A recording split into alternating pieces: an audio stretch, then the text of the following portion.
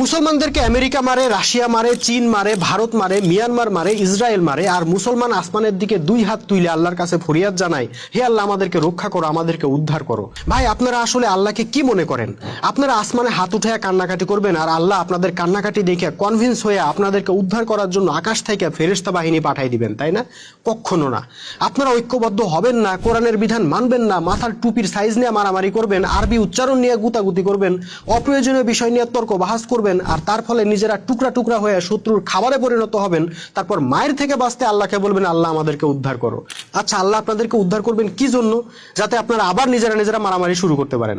ভাই আপনাদের মুক্তির উপায় আল্লাহ পবিত্র কোরআনে দিয়েই রাখছেন। কোরআনের বিধানগুলো মানেন, ঐক্যবদ্ধ হন, আপনাদের গায়ে কেউ একটা টোকাও দিতে পারবে না, বরং আপনারাই পৃথিবীকে লিড দিবেন।